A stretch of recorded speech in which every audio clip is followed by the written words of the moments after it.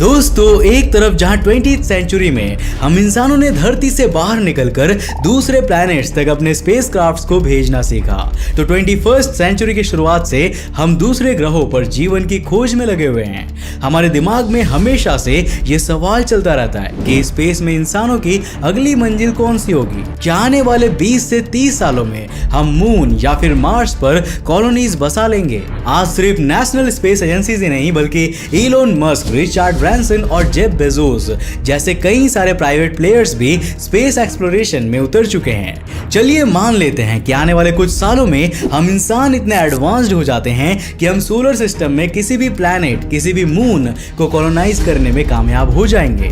तो फिर इसके बाद क्या इसके बाद हम सोलर सिस्टम के स्टार यानी कि अपने सूरज को कॉलोनाइज करने की सोच सकते हैं? क्या होगा अगर हम इंसान सूरज पर रहने लगे तो? मुझे पता है कि अब आपके दिमाग में कई सारे सवाल घूमने लगे होंगे कि यार ये कैसे पॉसिबल हो सकता है और सूरज पर हम इंसानों की लाइफ कैसी होगी। आज के इस वीडियो में मैं आपको इन सभी सवालों के जवाब डिटेल में देने वाला हूं। तो हेलो गाइस, मैं हूं कौशिक और चलिए जानते हैं कि कैसे हम सूरज पर अपना घर बसा सकते हैं। दोस्तों, इससे पहले कि मैं और आप अपना सूटकेस पैक करके सूरज पर रहने के लिए चल पड़े, हमें ये समझ लेना चाहिए कि आखिर सूरज पर रहने और वहां पर घर बनाने के पीछे हमारे इंटेंशंस क्या होंगी। अगर हम इंसान सूरज पर घर बसाने की सोच रहे हैं तो इसके पीछे हमारा एकमात्र मकसद अनलिमिटेड एनर्जी को प्राप्त करना होगा। इंसानी सिविलाइजेशन के विकास के साथ साथ हमारी एनर्जी नीड्स भी इंक्रीज होती जाने वाली है। एग्जाम्पल के लिए, आज जब हम एक रॉकेट को स्पेस में लॉन्च करते हैं तो लॉन्च के दौरान 4 करोड़ हॉर्स पावर से भी ज्यादा एनर्जी की नीड होती है।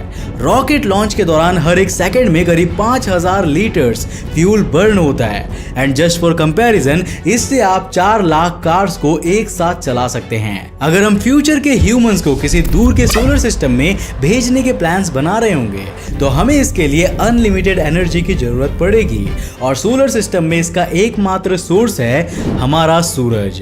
हमारे सूरज के अंदर हाइड्रोजन और हीलियम की न्यूक्लियर फ्यूजन रिएक्शंस लगातार होती रहती है और ये हर एक घंटे में 1.36 × 10⁻30 जूल एनर्जी को रिलीज करता है। हालांकि इसका बहुत छोटा हिस्सा ही धरती तक पहुंच पाता है।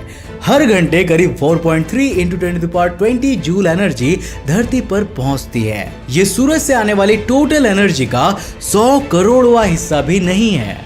लेकिन जैसा कि मैंने आपको बताया, हमारे फ्यूचर प्लान्स और ड्रीम्स को पूरा करने के लिए हमें अनलिमिटेड अमाउंट ऑफ एनर्जी की जरूरत होगी और वो एनर्जी अनडाउटेडली हमें सूरज से ही मिल सकती है। हम इंसान सूरज के जितनी ज्यादा करीब पहुंच जाएंगे, हमारे हाथ में एनर्जी का उतना बड़ा खजाना लगेगा। हालांकि धरती की तरह हम सूरज की सरफेस पर घर बनाने की तो नहीं सोच सकते, क्योंकि जैसा कि आपको पता ही होगा, सूरज की सरफेस सॉलिड नहीं है। मतलब हमें इसके चारों ओर कुछ ऐसा प्लेटफॉर्म बिल्ड करना होगा जिस पर हम रह सकते हैं। ये डायसन स्फीयर जैसा कोई मेगा स्ट्रक्चर हो सकता है। हालांकि हमें यह भी सोचना होगा कि हम ऐसा कोई मेगा स्ट्रक्चर बनाने के लिए इतना सारा मटेरियल कहां से लाएंगे। अपने एक पिछले वीडियो में मैं आपको डायसन स्फीयर बनाने की पूरी प्रोसेस बता चुका हूं। वहां हमने मर्क्यूरी पर अपनी फैक्ट्री लगाकर उसकी सरफेस की माइनिंग करके डायसन स्फीयर बनाया था। अगर आपने वो वीडियो नहीं देखा है तो डिस्क्रिप्शन में उसकी लिंक मिल जाएगी, उसमें क्लिक करके उस वीडियो को जरूर देख लेना। अब मान लेते हैं कि हमने सूरज के अराउंड अपना प्लेटफॉर्म तो बनाना शुरू कर दिया है, लेकिन हमें इसको बनाते समय कुछ बातों का ध्यान रखना होगा और इन कुछ बातों में से सबसे इंपॉर्टेंट बात होगी सूरज की ग्रेविटी। हमें एक ऐसा स्ट्रक्चर बनाना होगा जो लगातार घूमता रहे और उसके नीचे की ओर थ्रस्टर्स लगे होंगे जो लगातार सूरज की ग्रेविटी के अगेंस्ट हमें पुल करते रहेंगे। साथ ही हमारा प्लेटफॉर्म ऐसे मटेरियल से बना होना चाहिए जो लंबे समय तक मजबूती के साथ साथ सूरज की इमेंस हीट को सस्टेन कर पाए। सूरज की आउटर लेयर्स का टेम्परेचर करीब 6200 डिग्री सेल्सियस होता है और इससे कॉन्स्टेंटली स्ट्रॉन्ग सोलर विंड्स भी एमिट होती रहती है। इन सभी बातों का भी हमें खासा ख्याल रखना होगा। पर यहाँ सबसे बढ़िया बात तो ये है कि इस पूरे सिस्टम को ऑपरेट करने के लिए हमें एनर्जी के बारे में नहीं सोचना पड़ेगा, क्योंकि उसके लिए हमारे पास सूरज तो है ही।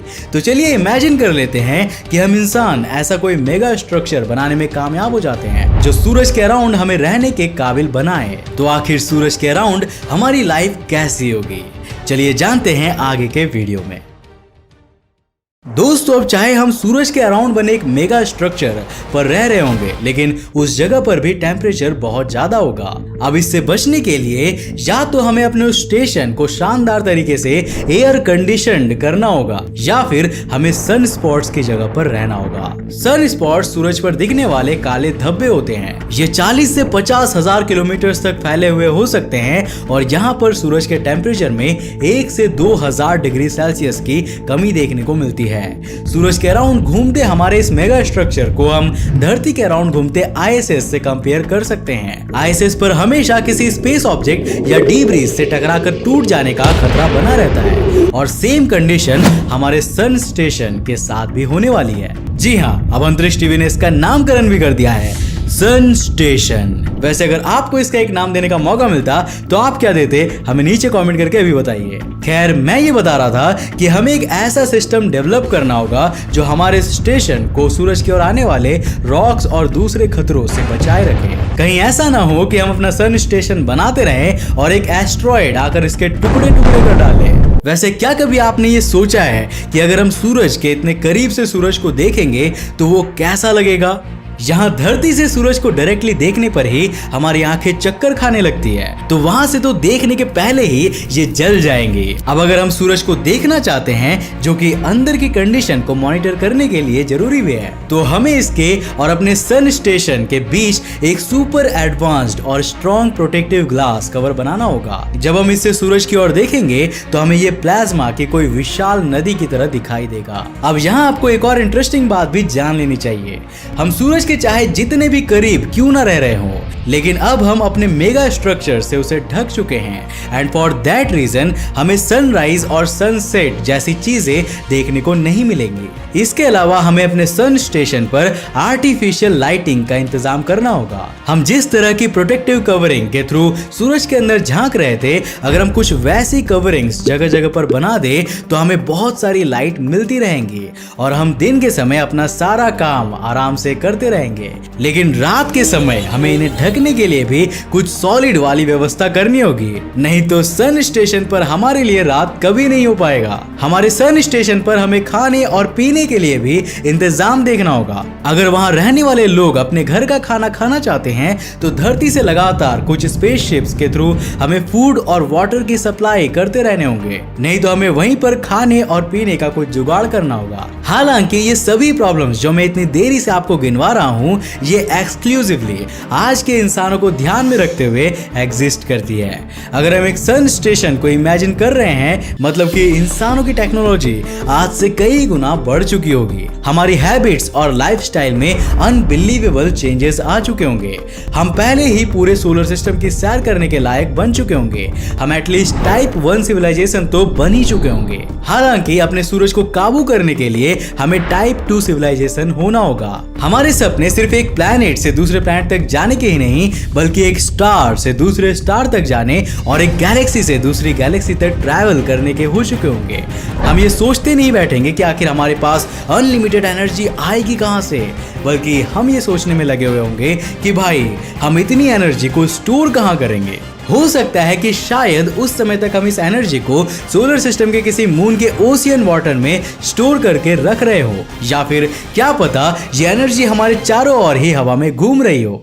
कोई नहीं जानता उस समय क्या होगा। हमारी धरती हमारे लिए सिर्फ एक रॉकेट लॉन्चिंग प्लेटफॉर्म बनकर रह जाएगी। सूरज पर रहने वाले लोग किसी एडवांस टेक्नोलॉजी की मदद से धरती पर रहने वाले लोगों के लिए गिफ्ट में एनर्जी भेजेंगे। इन शॉर्ट, हमारी पूरी जिंदगी बदल जाने वाली है अगर हम इंसान अपनी धरती से करीब 15 करोड़ किलोमीटर दूर स्थित एक आग के गोले पर घर बना सकते हैं, तो हमारे लिए कुछ भी करना नामुमकिन नहीं होगा। उस लेवल की एडवांसमेंट पर पहुंचने के बाद इस यूनिवर्स में हमारी जर्नी को नए पंख लग जाएंगे और हम इंसान भगवान बनने की दिशा में अपने कदम आगे बढ़ा देने वाले हैं। वैसे अगर आपको सन स्टेशन पर जाकर रहने का मौका मिले तो क्या आप वहां पर जाना चाहोगे?